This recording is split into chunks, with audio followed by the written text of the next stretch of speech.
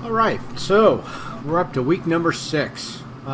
First thing I want to talk about is, my apologies. There was a problem with the video comments on week 4, and I kept checking it and it kept working for me, so I couldn't figure out what the problem was. But obviously after about the 5th email, I've rechecked it, and for some reason the link had changed, but I guess it was cached in my system. So every time I clicked on the link, it appeared valid and worked and everything was great. But when I just decided to recopy the whole thing and put it back out there, sure enough, it came up with a different web link. So anyway, my apologies. Not a big deal. There was also a broader question that some of you may have in terms of how to turn in the homework. So if you look actually where I put that clarification for the homework questions on Blackboard, that's actually the assignment.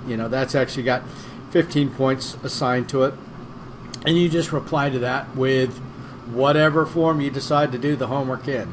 It's all about content. The mechanism, quite often, I don't know, some people prefer to do it by hand and then put it in photos and send me a series of images from their phone. Other people scan it in, other people type it in. Don't care. Whatever, it all grades the same, so just do that. And again, we got a few weeks. I was just looking at it myself. So we're at week 6 right now. Week 7, we're getting close to the midterm. And then again, prior to the midterm, I put out a separate little kind of short lecture, and I hit the high points, the important parts of the course, which, if a well-written test, it also corresponds to the questions on the exam. So it kind of narrows your search, and it really reinforces the bits about it that are fairly important. So, things like opportunity cost, liquidity, all that kind of stuff. I mean, I was talking to one of my nephews today about, student loans. He's a lawyer now, and he, when I was in Germany, he actually lived with me for a little bit, just to kind of see the world and stuff. And I remember when he was applying for law school, and he doesn't have regrets about it, but he does have regrets about financing as much as he did, because, he's in a situation now where, well, he and his wife work pretty damn hard, but they're still paying on their student loans, and it does delay other investing. Fortunately, he's in a position where he's actually been able to buy a house, so he hasn't delayed that. But in terms of saving for retirement, he's still paying off student loans, into his, whatever, maybe mid-30s now, low 30s. So anyway, it all ties up. So where were we going with that? Opportunity cost, liquidity. And again, opportunity cost would be, I guess that could be related to student loans in terms of if you're taking out, loans because you're spending your money on other stuff. It's definitely not free money. And, whatever. Not saying big education is corrupt, but big everything's corrupt. That's the reality. And so they say, oh yeah, take the loans, well worth it, you're going to get this great job. And, they're filling you full of confidence, which is great and appropriate. But they also may not, they're coming up from a different perspective. You're the one who's going to have to pay off these loans. You're investing in yourself. Believe me, I'm not penalizing anybody for taking out student loans, but you can take out those loans and use them for lots of things, or you can enjoy a pretty lavish lifestyle, which ultimately those bills are going to have to be paid. Enough for that. Personal loans. So, personal loans. They, like I say, I'm not somebody who takes out a bunch of personal loans, especially from finance companies. Again, kind of a last resort type thing. Credit unions, saving institutions.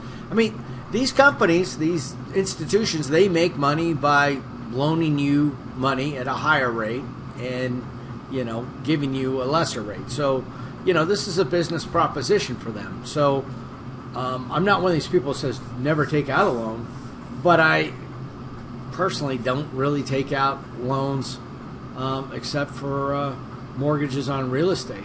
And for business loans and stuff, again, I'm stressing you guys to set up a retirement system, get your 401k pumping, and take those types of loans against your own funds. You know, like I've mentioned before, you know, the rules are that you can borrow up to $50,000 and you can take up to 50% of the amount you have in that IRA 401k. Now, again, you know, while you've got that money out, it's not invested. So if the market's going up wildly, you're not participating in that.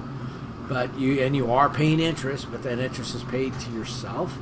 So that's kind of a no-brainer. Anyway, that's how I use that for, and there's literally, you can do that on the phone without an application, really. You know, it's just a basically a request, and then a check shows up in the mail a couple days later, and then it just starts getting paid off automatically from your paycheck.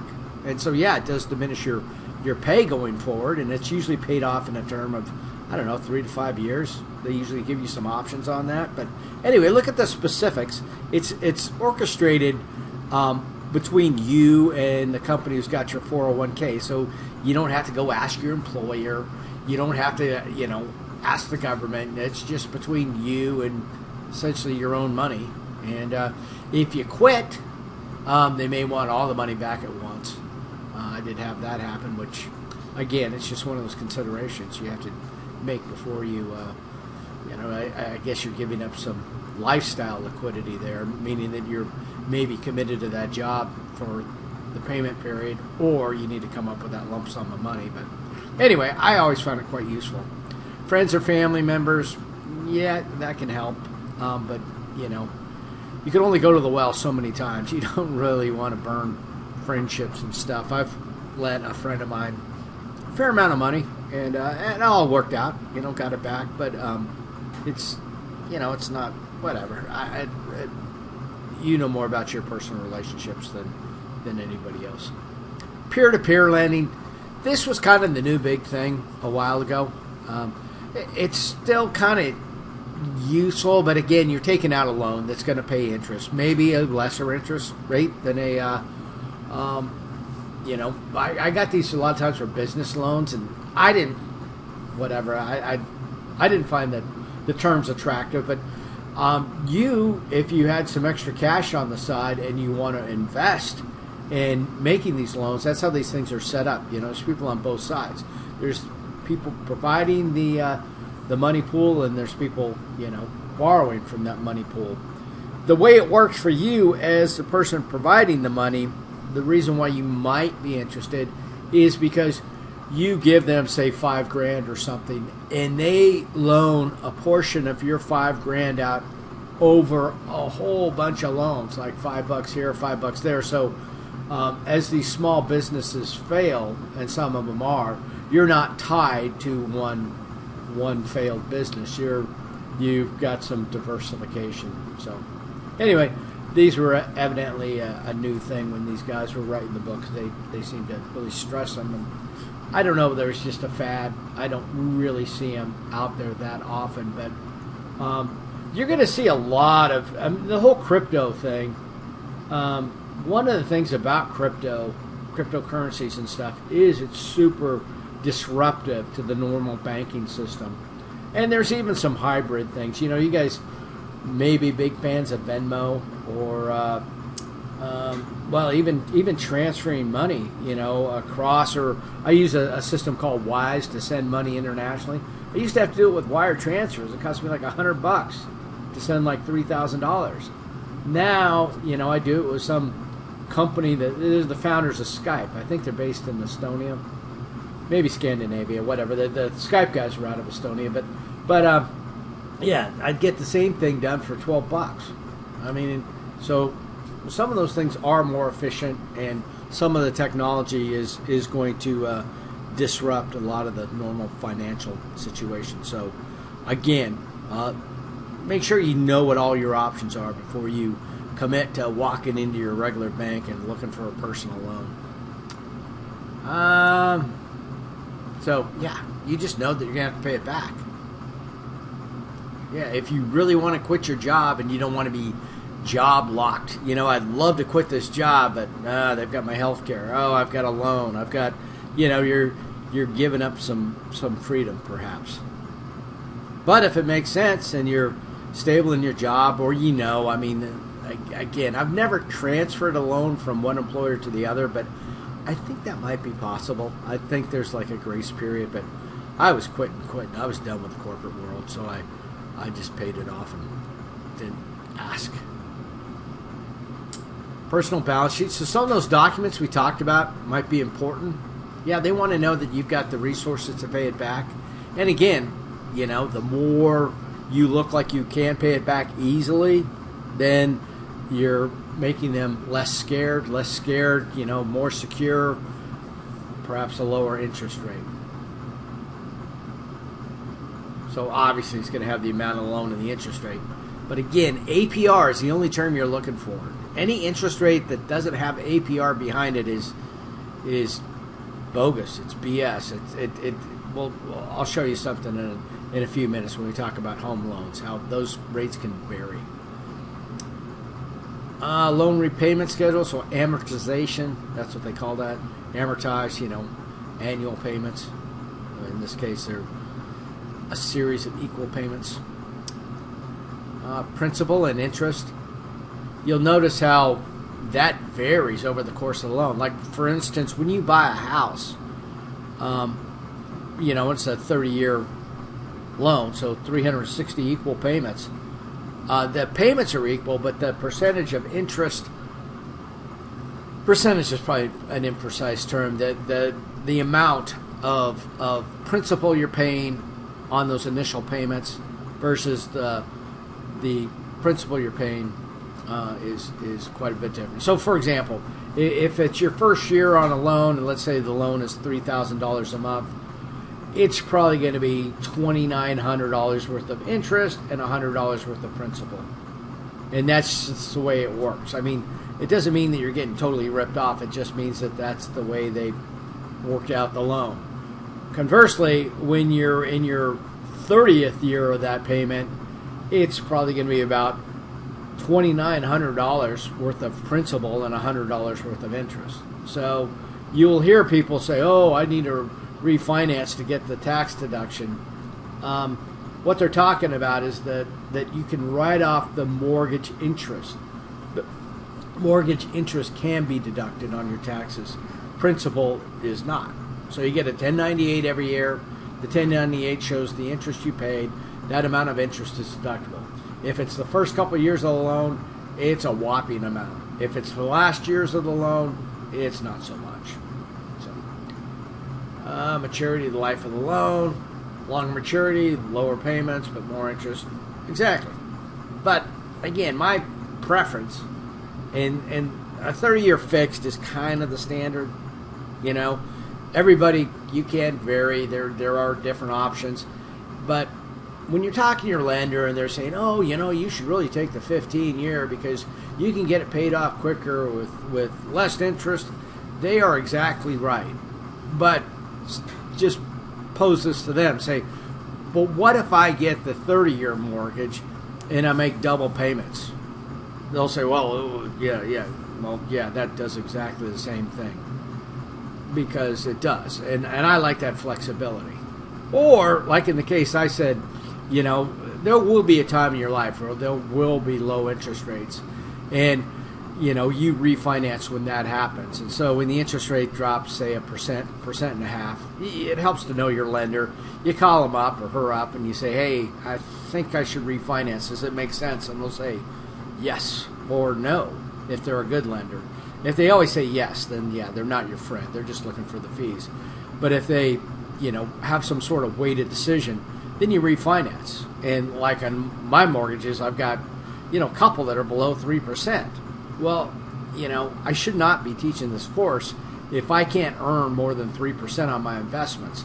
So I'm not going to get all my idle, capital and use it to pay off these silly loans at 2.85% or whatever they are. No way. I'm letting those things run their course. And I am going to keep that other money that would be used to pay those loans, invested. Anyway, yeah, that's a tad more aggressive. And it's, and again, this all relies on discipline. That mortgage banker, when you say, well, I'm going to do double payments, well, Yeah, I don't think you will. I don't think you have that kind of discipline. Anyway, I just find that kind of insulting. I want the flexibility. They want, well, they deal with flakes all the time, so they just make that expectation that you're the average customer. You don't need to be the average customer. You can be a little smarter. Collateral. That's what provides that security. So if it's a home, it's the home that the loan's on. If it's a bunch of useless garbage that you bought at Target, then that really doesn't, excite anybody in terms of collateral. That's just a bunch of, clothes, something like that. What's the resale value of that? Not much. So that's why loans on credit cards and stuff are going to be quite a bit higher, because they're not tied to an asset. They're not secured to an asset. The collateral is weak garbage. But if it's something where you don't pay the loan, they're like, fair enough. I mean, actually, I've got a home that I'm selling, and one of the purchasers, he wants to do a owner finance, and I talked to my lawyer about it. He's like, giddy up, that is a great idea, because he deals with flaky people all the time too. And he's like, what's going to happen is that person's going to put up a down payment, they're going to come to you with cash, they're going to do all this stuff, and the worst case scenario is they quit paying. Guess what? You keep all their money and you sell that house to somebody else. Your money ahead. So anyway, when you have collateral, you've got power. Co-signing. This is a bad thing, basically. What happens is you don't have good credit, or whoever doesn't have good credit. So they go to the thing, they try and get a loan, and they're denied. They're saying, nope, your credit's not worthy. We're not even going to give you a loan. And so they said, now you can get a co-signer. So what they do is they come up to you and they say, hey, you've got good credit. Can you sign on this loan with me? Because the bank or the lender won't give me, the money without it. And so you being a good friend, you sign on the line with them, you're screwed. What happens now is, and again, it may be a good friend and they may pay off the loan and everything may go well, but there's a reason why they wouldn't give this person the loan, and it's probably because they don't have the means to pay the loan back. And so when this person doesn't pay the loan, they're probably going to get a few notices. The notices probably won't even go to you. And then all of a sudden you're going to get hit with a collection thing, because if it's going to collection, time is money. If I was in the collection business, I would not mess with the originator of the loan. They don't have the money, and oh, by the way, they don't pay their bills. I'd go after that, person who you got to co-sign it, because they got deep pockets. They were able to get approved for the loan. So I'm not even I could care less who originated the loan. You're the one who co-signed on it. You're just as responsible, and you've got the money. So, you've got a problem. And oh, by the way, it's already in a bad situation, because you weren't the originator of the loan. You probably didn't get the late notices. You just get blindsided by a collection thing, and they're entitled to take your stuff, your house, your whatever. So, if a friend comes to you and does that and says, am I a big advocate of saying, to your friend, hey, why don't I just loan you 20 grand? Guess what? The loaning of 20 grand makes more sense than you co-signing. Co-signing is just, anyway, it can go so sideways. It can be devastating for you, and your credit's now trashed, and you're the one now needing a cosigner. Loan application, we know what that's going to be like, and it's probably going to be a drop down thing. So APR, annual percentage rate. So this is, it's been required since '69. A long time, because banks will quote these teaser rates, and they're deceptive. They'll have some teaser rate, and you look at, oh yeah, we give you the loan for whatever, 2% below everybody else. Oh yeah, there is a loan origination fee. That's like 30 grand or something stupid. They'll pump in these extra fees to where everything considered, their rate is not even competitive. But by using that teaser rate to get you to bite on it, they can do some unscrupulous things. So we'll look at mortgage rates here in a minute. So here's how they do it. Other finance expenses, total finance costs, number of years, annual expenses. So it can really affect things drastically based upon just the actual loan. I mean, it seems like the interest, changes here, but look, the APR is actually 16%, even though the interest expense, it's because these other fees are built in here. So that's why I'm talking about you got to have a good relationship with your lender, because your lender knows what all these extra expenses are. So when you say, hey, the interest rate has dropped by 1%, I want to refinance now, and they say, no, that's not a big enough jump, because there's going to be all these extra, there may be a appraisal, there may be certainly going to be credit checks, there's going to be their initiation fee. I mean, all these people who are in the mortgage business, they're not working for free. There's money in churning loans and flipping loans over. That's, they're on some sort of commission schedule. So there's more fees than just the interest rate. All righty.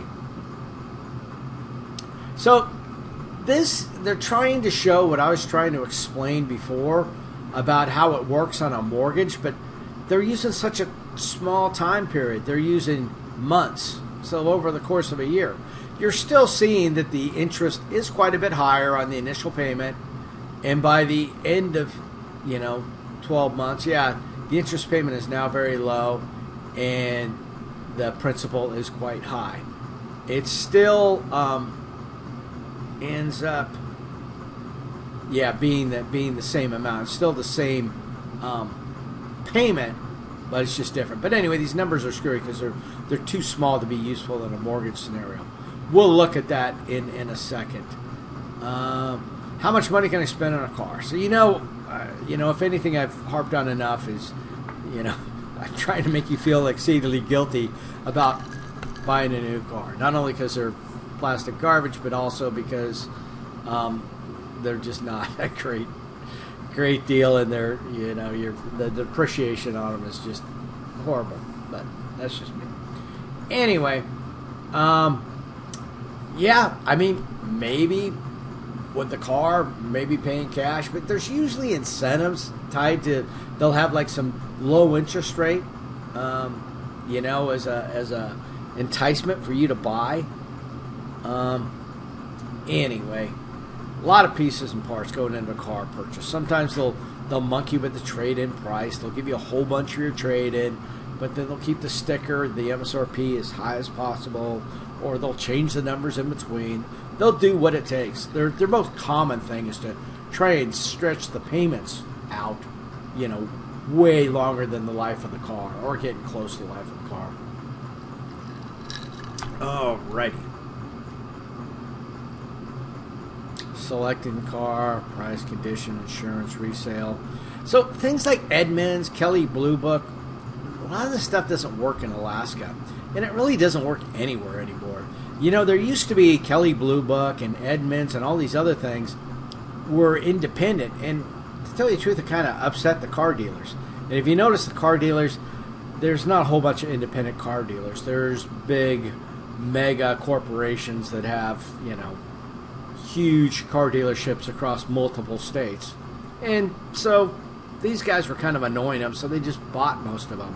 Most of these Kelley Blue Books and Edmunds, I believe, are all owned by the big dealership corporations. So they're going to, cook the books a little bit. In Alaska's a non-disclosure state, since we don't charge sales tax on vehicles like that, in terms of used car purchases. In other states, like you go to California, for example, you have to bring in a sworn document, when you bought this car, how much that car sold for. And, because they're serious. They're charging you sales tax on that private transaction. So the government's got all kinds of access to all that price data. And obviously the government will sell that data. There's nothing, there's no privacy stuff in it. They'll just sell it right off to Edmunds or whoever, and they can maybe come up with a more accurate, accounting. Alaska's a Wild West. I mean, there is no rhyme or reason. You'll see junk sell for a bunch of money and something nice, sell for cheap. So that's another thing. Alaska's just not enough people to to have valid market data. Repair expenses, yes. Finance rates, and then the loan contract. So, especially with the repair expenses, some of these cars are so whatever. It's getting dangerous to have them outside of warranty, and so that affects back into resale value. Where, if I'm buying, well, I'm not going to mention specific names, but especially on the European side, well, I'll just go and say it. BMW. Oh my God. To have one of those out of warranty is a dangerous proposition. and whatever. A lot of cars are going that way, but there are some technical things that just make it prohibitively expensive. And so, who knows what's going to happen. Alrighty, so again, Kelley Blue Book, yeah, retail, car value, yeah. Where are they getting their data? And in Alaska, not so much. Alaska, non-disclosure state, as I said. Yeah, dubious in Alaska. So this slide actually goes about what I was talking about. Anyway. Some things haven't changed. I mean, there are some makes that are, Toyotas are going to be always whatever. Pretty darn good. But anyway, people have different preferences. But insurance costs, sometimes you see this in sports cars. And I've literally had some, my Dodge Viper, it only had liability insurance. I could not afford collision. They have a ranking of basically the highest, probability of cars with the highest probability and highest expense when they get damaged. And the Viper was the top of the list. It was out of 43. It was number 43. It was going to cost me $18,000 for full coverage. 2 years I could buy another Viper. So it didn't make any sense. Just had to be careful and realize the danger you're taking. Most people don't want to do that. But anyway. I mean, I had insurance. I just had liability. Because all the insurance company, what drove that expense was the fact that they were going to have to fix my car. The insurance was still semi-high because, let's face it, the quality of person who drives a Viper, a lot of times they have a propensity to whatever. They're compensating for something and they may drive a little excessively and all the rest of that. But for me, I was in Europe. I had a use case. I lived literally, within a mile or two of the Audubon, so, and a racetrack up the way. So, negotiating the price. Again, trading tactics. We talked about the games they play. There are, some big car supermarket things, and there is the ability with the internet to check prices. But, for example, the big dealership, where was it, in Kellogg, Idaho? They since have got taken over by one of the big boys. So, once in a while you'll see one of these independent people pop up and out of state, and you can sell a whole bunch of money on the car, and yeah, they're not going to let that go on too long. So, but you definitely want to compare prices online. I was doing that with a Subaru a couple years ago, and they were so whatever. I'm not worthy of a Subaru apparently, because they said no, we will not try and match prices in between Seattle and here. They said no, you have to go to your own dealer. If you're from Alaska, we will not sell to you, which I just thought was kind of odd. So, anyway, financing decisions. So, 7 years, if you're the average person driving a car, your warranty's probably about done. So now you're still paying that same payment, and now you probably got some maintenance costs coming in here. And oh, by the way, it's not nearly as fun making big payments on a car that's 7 years old. It was kind of fun when it was brand new and there were no other expenses and everything was covered by warranty. But you're finding, if you take it out to 7 years, all of a sudden this car is not as fun anymore, and it's way more expensive than it used to be because, I have to pay for maintenance as well. And it may be worthless by the time you pay it off. And again, some of these vehicles, some of the engine designs and transmissions and other stuff are like, yeah, good luck finding somebody to fix it, or when it does go wrong. Whatever. We'll see. So here she's trying to make some payments, 7.6%, and they're looking at the different payments. So, I don't like the car dealership type thing, because you'll walk on there and they'll say, what do you want your payment to be? That's a, kind of an insulting question, because if you say you want to pay, whatever, I need the payment to be under $350, they'll say, oh, okay, great. And they won't dicker on the price at all. And they'll say, oh, you just need to pay for it for 5 years. I mean, go figure. Yeah, why don't I pay for it for 20 years? And then it'll be even cheaper. That's so that when they're stretching out the term longer to make it more reasonable for you, it's usually a foul. Now, again, 3 to 4 years, even 5 years, but I know when I was in Spain, they were doing home mortgages for 60 years. That's kind of a fraudulent contract. I mean, who takes a home mortgage, Let's say you're 30 and you're taking out a 60-year contract. The expectation is you're not going to be here at 90 years old. I'm sorry. The law of averages are working against you. You're certainly not going to be earning money to pay a mortgage. Leasing, this used to be a no-brainer, that not a good idea. Maybe it's getting better since the value of the cars is just not worth a whole lot at resale time. Lower down payment, just return the car. Yeah, but essentially it's a long-term lease, or a long-term rental. And so just like a rental car, when you return it, and these things are not unlimited miles rentals, if you drove this car too much or were too hard on it or did some sort of damage or whatever else you signed up for in the contract, you may actually owe them a bit more money. So in most cases, leasing just doesn't make sense, but it is enticing, because you can sometimes, seems like, oh, I'm getting a lot of car here for not much money, but there is no salvage value, there's no resale value, which, anyway, depends on the cars. I was looking at British sports cars and talking to a guy, and I guess he and I were kind of like-minded. We were talking about how some of these cars, when they're going to kind of come into the classic range, and we both kind of came to the opinion that there's a lot of these newer cars that are not going to do it. They're just, you can't, nobody's got a, you look at like an old Corvette or an old Jaguar or an old Aston Martin, the new ones are plastic. How do you fix that? You can't. It's just, you can't, like, it just gets brittle and cracked, and anyway, not a situation I'll deal with. So you aren't building equity in the car, and again, equity in a car is kind of a dubious thing, because it's a depreciating asset. Responsible for the maintenance and damages, yep. Once you get outside of warranty, and then additional charges.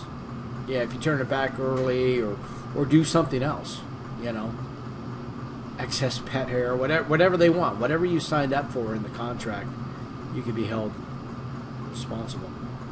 Student loans. So I touched on this a bit before. It depends on your profession. If you've got something that's going to have some loan forgiveness, if you're going to, I don't know what's available now. It used to be, if you go and teach in the Alaskan bush for a while, or I think I did get a portion of mine forgiven for being in the military.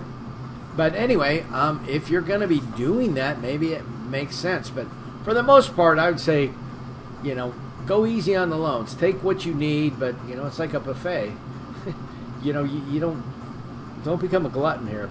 Just the college is a time to have a lot of fun, but using student loans to finance trips and other things is, it's whatever.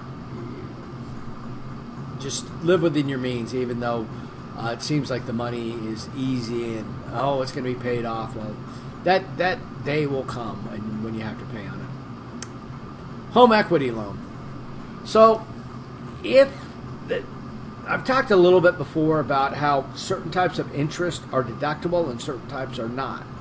So the purpose of a home equity loan, and this is, well, it's not just like my IRA loan, but it's close. You know, essentially you're taking a loan on your own property. You're taking a loan against your home if the value of your home is greater than the amount you owe on it. So what they're saying there, home minus debt owed on the home. So as long as you've got some positive equity, you can generally take a loan against that. Now, it's supposed to be used for home improvements, but, money's fungible. If you got a big pot of money and you go out and buy a new boat and you use other money on home repair, whatever, it could get kind of dicey if they say, wait a minute, you took out this, $50,000 for home equity. What exactly did you do with the home? And it's like, nothing, I bought a boat. Yeah, that's a foul. But anyway, if it is legitimate, you did the home equity loan, and they're not going to scrutinize too much, but that interest would be deductible. And it'd be at a lower rate since it's secured by your home. You've taken out a second mortgage, essentially, on that home. Interest rate. Typically variable, so maybe a variable loan. We'll talk about variable loans in a second. And then interest up to $100,000 is tax deductible. So if you get a variable rate loan, they'll usually, I only did it in Europe, so it's tied to the LIBOR, the London Interbank Rate. In the States, it'd be tied to some other base rate, the prime plus whatever. And that would mean you're going to pay the prime rate plus whatever the margin is for the adjustable rate mortgage. And let me just jump to that right now since I keep teasing it. Okay, come on. Got a new keyboard and it doesn't want to cooperate sometimes. Anyway. So, what we're looking at here, this is just bankrate.com. You could type on anything. For some reason, they didn't want to do Alaska rates because I guess there's not enough. Maybe they don't have enough clients up here. They're essentially trying to get you to sign up with one of these companies. But see these rates, there are a couple things to notice. Number one, it's an ARM, adjustable rate mortgage, meaning that those rates will change and then maybe they'll convert to a fixed or something like that later. You have to read the details. But these rates are a little bit lower. Now, remember what I said about rates that don't say APR? They're kind of BS because look at this. You're going, oh wow, 5.625. Not too bad.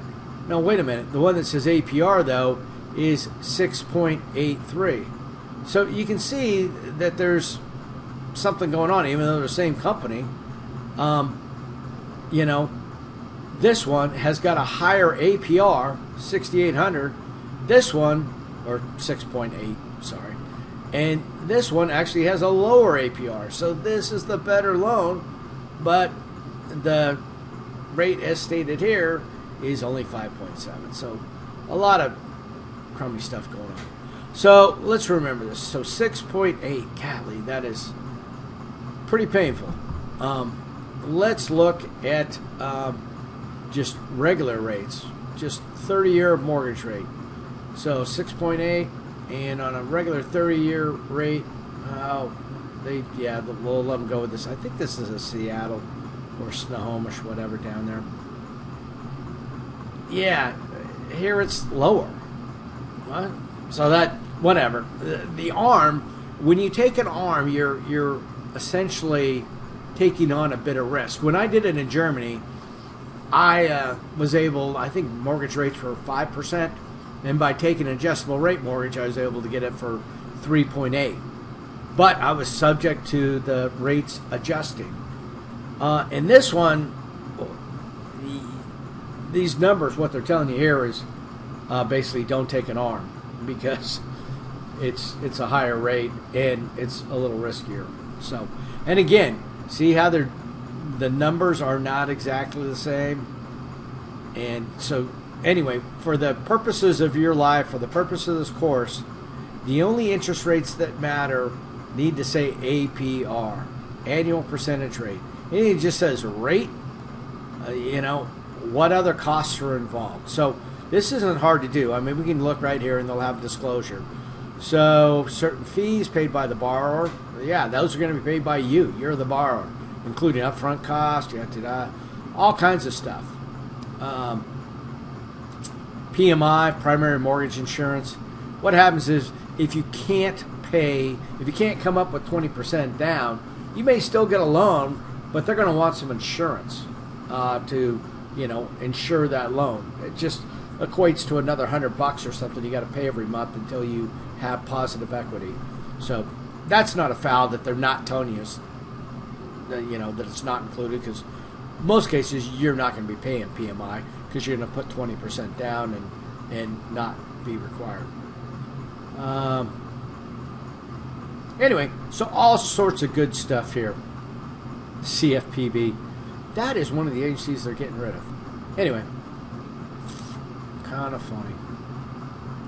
But this is what most people get in terms of a loan. 30-year fixed mortgage, typically for a single family. What else can we find on here? There's all kinds of interesting stuff on here. Let's look at a 15-year, see if the rates are different, because that might influence your decision. And now, theoretically, yeah, a banker's taking less risk because they're trying to forecast interest rates out a little further. So, 5 point, that's nearly 1% lower. Maybe I do want to go with the 15%. Maybe my rule's not working in that case. So again, that's why, I'd still stick with my rule unless the mortgage banker can explain to me what's different, what's changed. But if they're going to be offering a significantly lower rate for a 15-year, I might take it. All depends. See, here they're saying 20% down, so PMI is not required. Credit score. Let's see what happens. Let's see, you've got some subterranean credit score. Let's just see what happens here. Yep, so that costs you more, right? 6.2. Let's see how low they'll go. If you're not 580 or above, they're not even, come back later. Let's see what happens if you're near an 800. 5.6. So anyway, that's how credit score affects your lending or your amounts in real time. So kind of cool. A lot of things you can get on here. Refinance, a little bit less. Anyway, you can spend some time on here, but that's how mortgage rates work.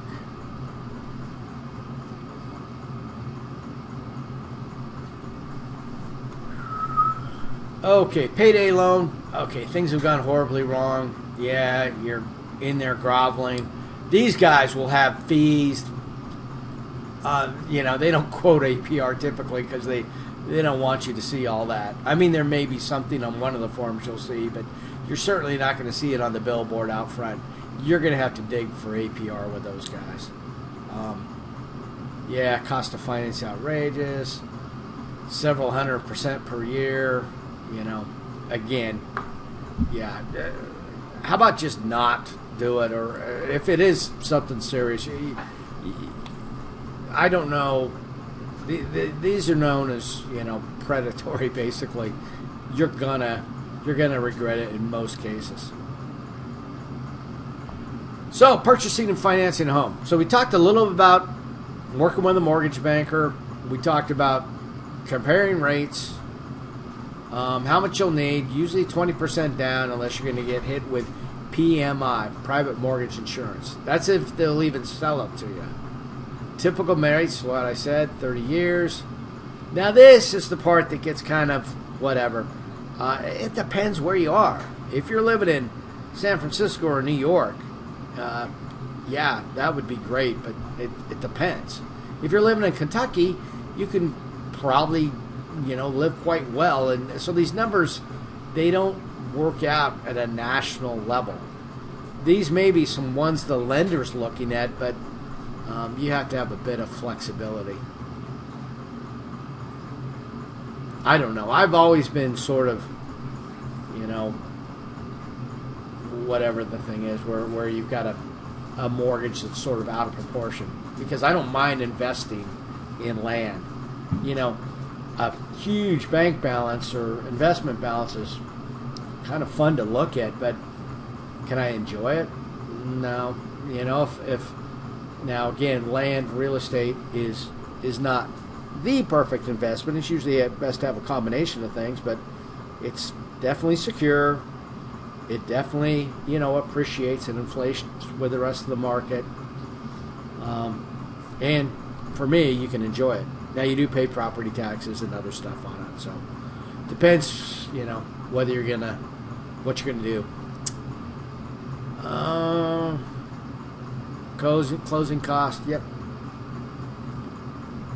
So don't forget about that. But if you go to any mortgage calculator, it's gonna, you know, tell you about basically the $10,000 or so in closing costs.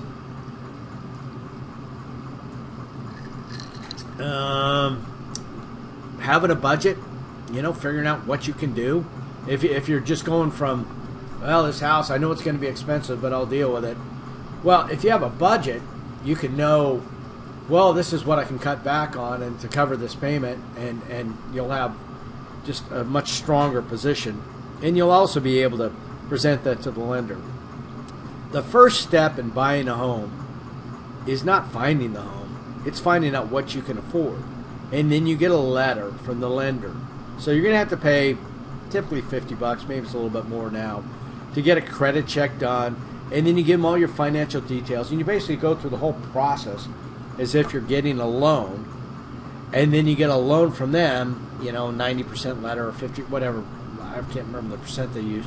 But anyway, it's a letter that shows that you can afford, let's say, a $300,000 or $500,000 home, whatever. Then when you go to look for homes, now you know what you can afford. So if you want to meet up with a real estate agent and kind of figure out what's available, but you don't really know what you can afford, you're going to end up with well, you're not going to get a good agent, that's for sure. I sold real estate for just a little while, but, you know, the thing with real estate is there's a very small percentage of real estate salespeople, agents, what have you, who sell 95% of the property. And there's a bunch of other people that are just kind of doing it on the sides or just not super productive and just not doing super well. You want one of those ones that's doing all the volume because they know the market, they have access to the best properties and the rest of that. But those people are busy. And if you come up to them and you say, yeah, I haven't got pre-qualified yet, I haven't talked to the lender yet, but I think I can afford about this much, they may be nice or they may not be. They may just say, you're wasting my time, you know. Until you have a letter that shows you're pre-qualified, we're not going to go looking around at homes to only have you find out when you do get the loan paperwork that, oh, I actually qualify for a $700,000 home, so that's what I want. So yeah, we wasted 2 weeks of your time looking at all these homes because it's just nobody smart is going to do that. Plus, if you happen to find your dream home, and let's say I'm on the other side of it, I'm the one selling the home, and I'm selling a home for $500,000, and I get a full price offer from somebody who's not pre-qualified for a loan, and then I get an offer from, for $485,000 from somebody who's pre-qualified. I'm not taking that $500,000 offer. I'll take the $485,000, knowing that I've got a high likelihood of having this deal go through. If you take it from $500,000 and this person's not pre-qualified, you take that house off the market. Now it's going to sit idle while this schlub, goes to the lender and tries to figure out what. You're wasting time. You are not in a competitive position. You're going to have to pay full price, and you may still be unsuccessful because, you are approaching the market as a non-serious person who deserves to be penalized. So anyway, just find a lender. And again, I like the local ones, but whatever. As long as you have access to bank rate or all these other things, talk to a lender, see what rate they can get you. If it compares favorably to some of the, the Rocket Mortgages and some of the national people, I would, in all cases, go with the local person, just because I want this deal to go through, and I want somebody local with skin in the game. I want somebody who's going to lose their commission if this deal doesn't go through. I don't want some, online menu with some whatever phone service thing. I want to deal with a real person, and also these people can help get the deal done because they know the rest of the local people in the business. So when the appraisal's not going right or the home inspection, the lender usually can sort things out for you. And whatever, say you take a loan with Homestead or Residential or somebody local, they're not going to, within a month of you buying that home, you're going to get a letter in the mail and say, your loan has been sold to, well, Chase seems to be the big one now. It was always Wells Fargo for a while, B of A perhaps. Anyway, some big bank who buys your mortgage. They don't call and ask you or any of this.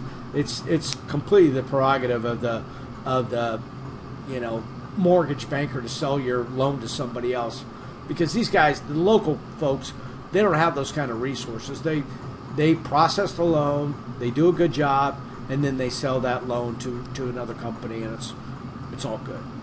Anyway, don't go to the maximum. Yeah, I break that rule quite often. Don't buy above what you can afford.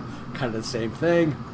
Home values don't also. There was a notion back before 2007, 2008 where people thought, oh man, you can only make money in real estate. No, things can go wrong, or you can even get swindled. There's a lot going on in real estate, and again, a good agent can be somebody who can help you out. For sale by owners, for the most part, are not. I'll tell you what would typically happen in a for sale by owner scenario. Somebody would call me up and they'd say, hey, I want you to list my home. And they'd think they're sitting on a gold mine. They're like, yeah, we want $500,000 for this home. And yada, yada. I'm like, no. I did a market analysis, and the most you're going to get for this thing is $450,000. And they're like, well, we don't want to list it for that. And it's like, well, I'm not going to list it for $500,000 because I don't want to waste the time. Nobody's going to want to buy it for that. So, it's been a pleasure. See you later.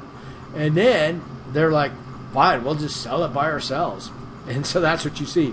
You see a lot of for sale by owners are people frustrated, who have been told their home's not worth as much. So for sale by owner doesn't always equate to you getting a better deal. And besides the for sale by owner people, the seller has to pay the commission. So a lot of times they're thinking, well, I don't want to pay all that commission.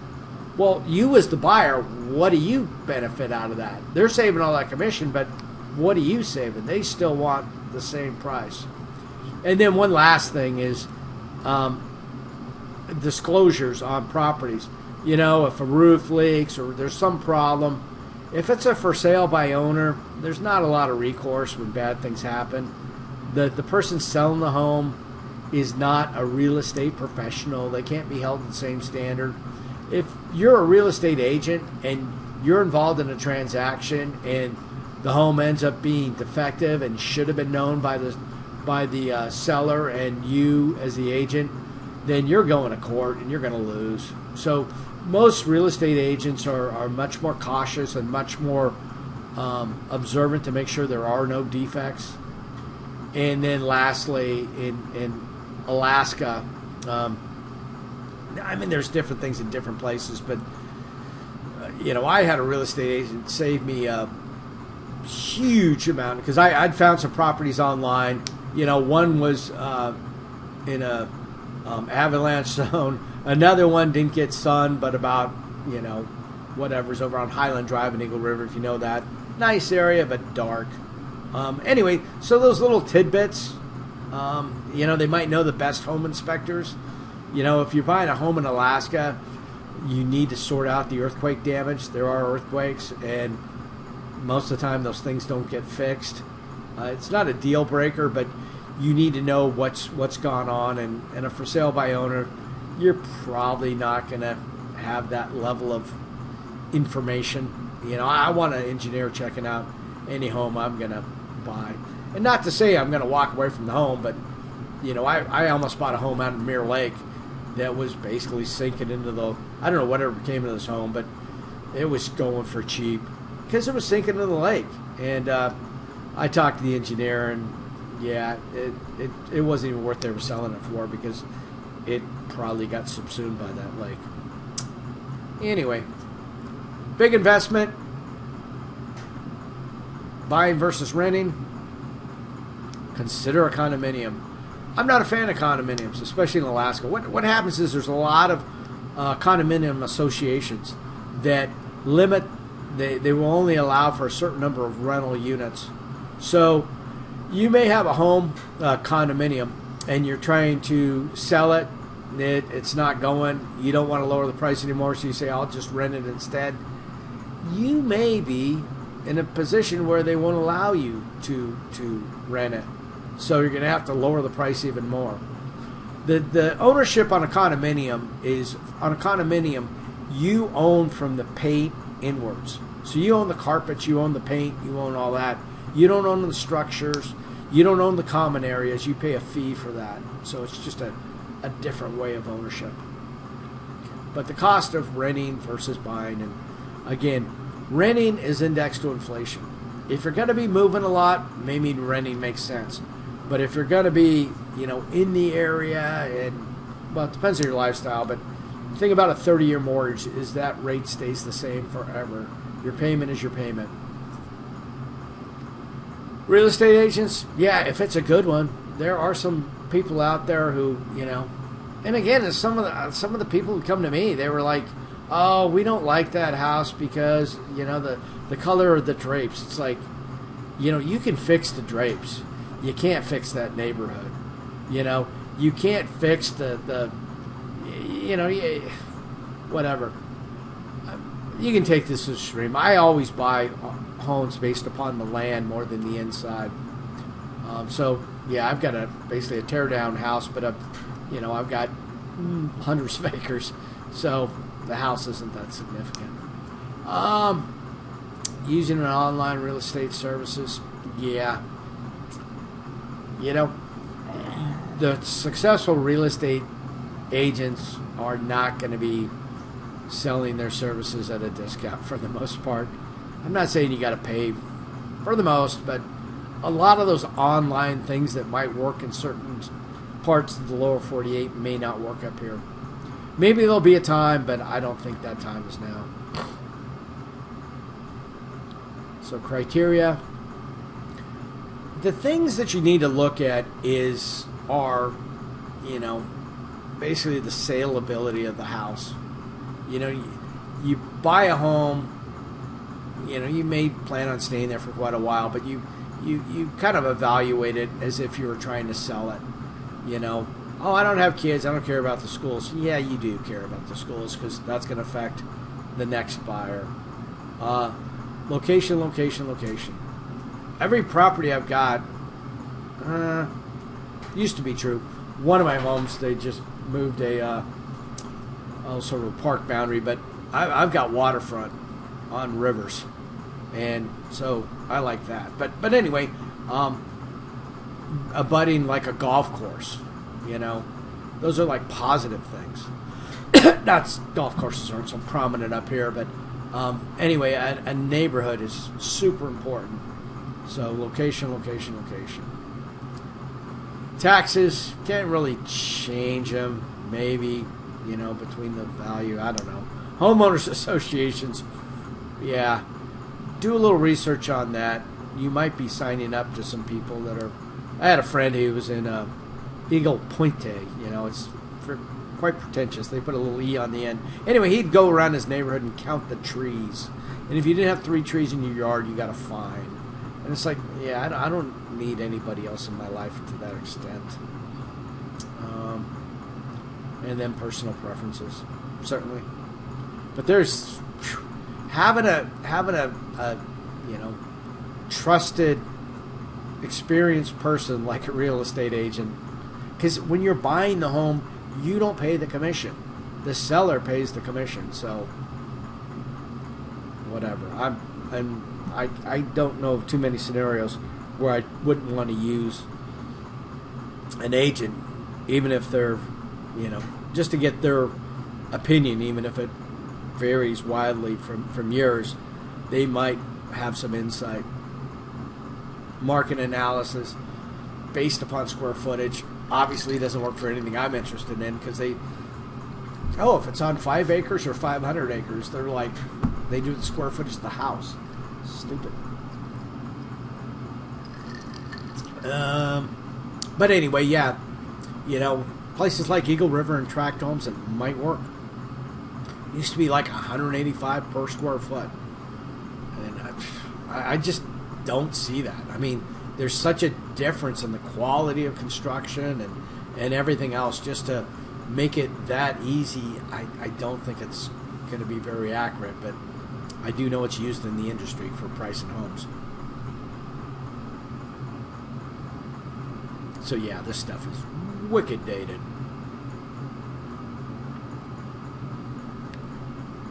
Yep, things go up and down.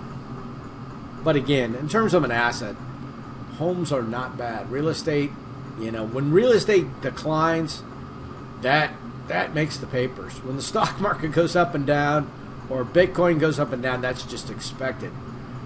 Real estate prices may stagnate, they may go up slowly, but if it actually goes down, that's news. So the fact is, with this high interest rates, home prices may actually be lower because there's not as many people in the market. If interest rates come down a bunch and you think that's when I'm going to jump in and buy the home, that's a strategy, but keep in mind, real estate prices are probably going to skyrocket when interest rates come down, because there's a whole lot more competition now. Supply and demand.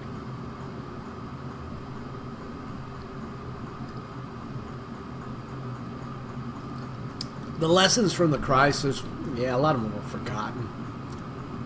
Made the loan process maybe more complex, but they start doing silly things with loans and giving them to people who can't afford them. So again, the good movie on this is what is it? The Short? Now that's going to kill me. The Big Short? Yeah. Anyway, I'll look here in a second. Good movie. Talks about that financial crisis and just how out of control stuff was. Business and zoning laws. Zoning laws are kind of like homeowners associations. They can be your friend or your foe. Homeowners associations, when they go wrong, they can be way worse than zoning. But anyway. Second opinion, evaluation, brokers represent. Yeah, you're going to get a appraisal, and you're going to have a comparative market analysis, and you have access to all that data, and you look at those homes and see if they are indeed comparable, whether it all makes sense. Negotiating a price depends on the market. Again, having an agent to kind of, you don't want to insult the sellers, because there's a kind of a sweet spot. You don't want to insult them, but you probably don't want to pay full price. So what can you do? I guarantee if interest rates drop again, there's going to be this silly thing where people are giving more than the asking price. Yep, 10 to 20%. Talk to your lender, see what the best rates you can get. PMI, again, if you can't make your 20%, typically you have to pay it. But don't worry, I did this actually in what do you call it? We were buying a pretty big home. This was in Las Vegas, and it was outside of the VA limits. Even though I had VA, I qualified for VA, the home purchase was a little big for what the VA would loan on, and so we had to get a normal loan. And on top of that, because we couldn't come up with 20% down, I think we put 10% down, and I paid PMI. But it was Las Vegas, and at that time, the market was absolutely exploding. So you didn't want to delay. So jumped in, bought the house, paid the PMI. I think I paid it for 3 months, and then the home had appreciated enough to where I got the house reappraised, and the house appraised for like 30 grand more, and so that 30 grand equated to equity in the home. So now I can say, oh, I'm more than 20% down because that equity is mine, and the PMI was removed, and I got in on the market, and it continued to do pretty well. Made some money on that one, but anyway. Whoops. Closing cost, loan application fee. Yeah, I mean, there's going to be different numbers, but again, this stuff adds up. Usually when I do a closing type thing, it ends up being around 10 grand on either side. So, there's appraisals, there's this, there's little nitnoy things, and next thing you know, you're 10 grand. 1% of the mortgage amount, if it's a $300,000 mortgage, there's 3 there, right there. Fixed rate mortgage. Yep. Assumable, that means somebody else takes on your loan. Again, the lender's the one who can tell you that. Amortization schedule, that's that whole thing about how much gets paid to interest versus principal. And so again, $360, so that's a 30-year mortgage. So the payment, laughably, $537. It's just about all principal, all paying off the loan, and only $3 in interest, only $3 is deductible, and then you're done. But here on the first year, you paid, this payment of $537. Only $120 went to principal. The rest of it went to interest. Your payment was still $537 every friggin' time. But anyway, this $417. If you're going to pay $537, I definitely want this high interest number so I can deduct it. It's kind of disturbing that, I really didn't make any progress to paying off the loan, but that's the way the amortization schedule works, and it's all magic. Obvious.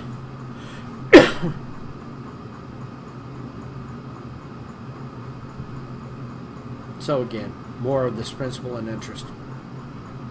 It's just the way loans are structured. In Europe, they actually do it different. They use the French method where it's more balanced. For some reason in the States, this is the model they go with. I think it's like North America. I think Canada's the same way. So graphically, that's how it looks. Just a wee bit of interest paid and a whole bunch of principal. Just the opposite here on the first part.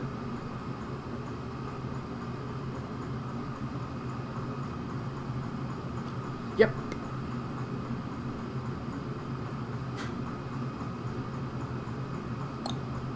So anyway, well, I'll show you a couple things before we go. Yep, mortgage calculators, because there's a lot more to it.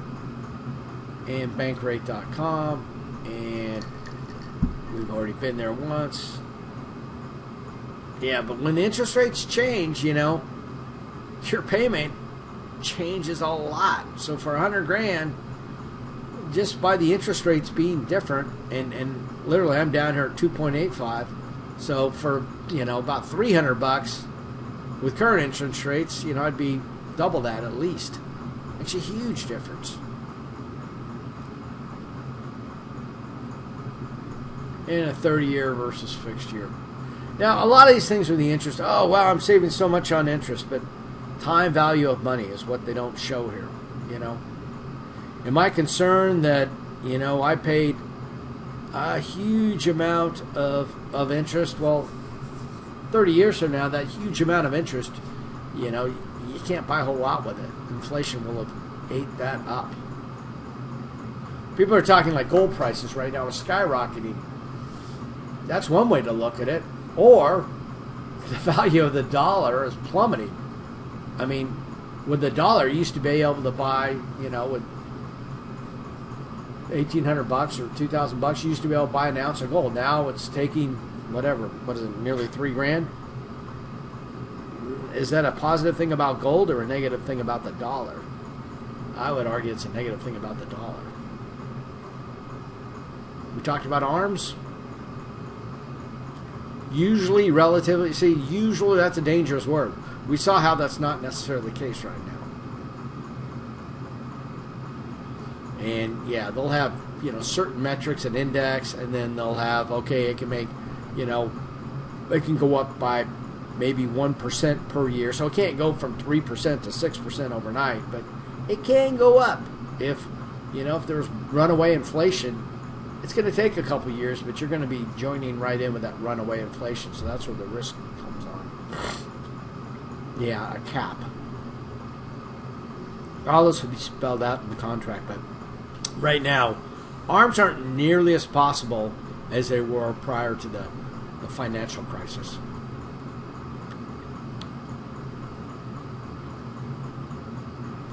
Renting, owning, security deposit, owning, down payment, mortgage payment. Yeah, but tax advantages. So there's a lot of things to consider in here. I've always fallen on the side of owning, but there may be cases where renting makes more sense. Different kinds of mortgages they used to have, and I think they're probably still available, but these things really got discouraged after, because there were some people who got themselves into a lot of trouble. They're paying interest very low, and then this huge payment, but we're going to flip the house by then, don't worry. Well, guess what? They can't flip the house, or the home value descends, and now they're stuck with this huge payment. Balloon. Balloon is not something, not a term I want in a mortgage contract. Interest-only mortgages, yep, those went for a few years. But again, we saw how much interest you're paying already. If you're paying interest only, it's not going to half the mortgage or anything like that. It's going to, take it down by 10% maybe. Refinancing, quite common. But this is where it helps to have a lender to, be able to kind of bounce things off and say, hey, is it time? Or no, rather than just taking, online opinions. If you have a relationship with a banker, which is kind of nice, and I don't know my own, local bankers, but I know the mortgage banker. I get a Christmas card from him every year, and when I need advice on something regarding mortgage, it's a symbiotic relationship. We both benefit from this. He gets my business, and I get good advice.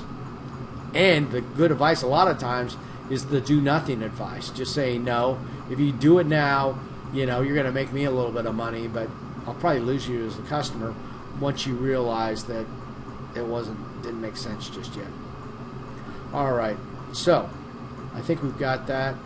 I think we're going to be concentrating on the midterm and some of the other stuff. So, yeah, there is no homework assignment on this one. So, again, bank rate, be hesitant to give these guys your email, or else you're going to get overwhelmed with stuff. But this is, semi-useful.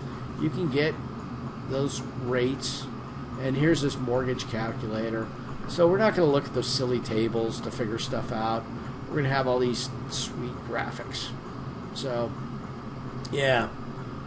And the home prices are more normal. I mean, this is actually, Anchorage type home, 85 grand, 30 year.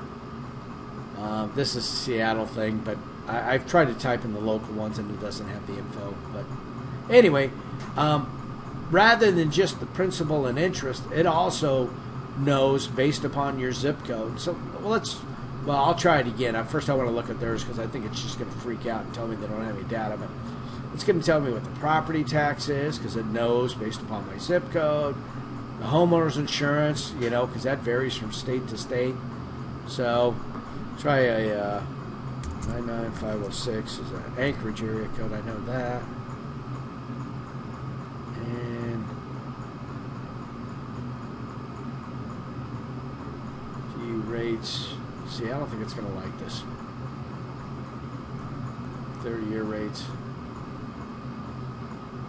Yeah, it doesn't like that zip code for some reason. Let me try it, an Eagle River zip code.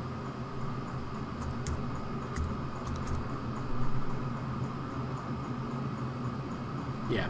So anyway, mortgage calculators exist, but the key things that this is kind of a leap of faith here to know the property tax. So yeah, they probably not enough customers up here to make it worth it for them to, bank rate to track all this stuff down. But I'm sure something exists locally. But don't forget that, there's more costs involved. The homeowner's insurance and the property tax. And in some of these states, oh my God, let's look at something. Oh, what is it? San Francisco. I would never live in San Francisco, but let's just say, okay, we're off on a tangent now. Feel free to tune out, but I just want to see this for 94016. We're going to type this in. 94016. Update. So it knows the rates, and I want to see. Yeah, I thought maybe it would update my. I want to see the property taxes because they are surely not $280.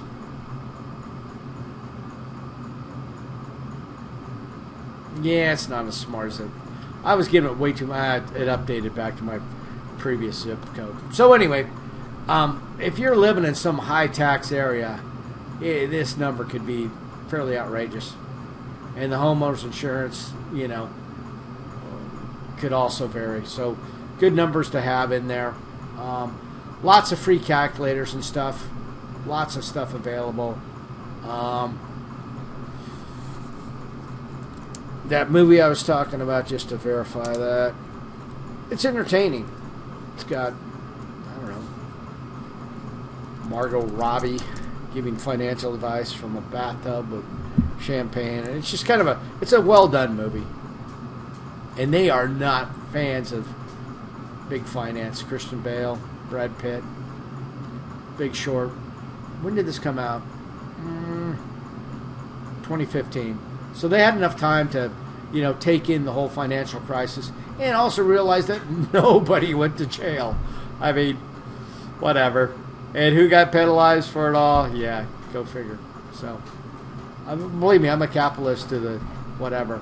I am probably far more conservative than any of you, but the excesses in this thing are just the story it highlights is the rating agencies. I think it was Moody's or Standard & Poor's. They were fudging the numbers because they wanted to keep the business going. It's just well done. So that'd be my advice. So in lieu of your homework, I would watch that movie and far more enjoyable. Till next week.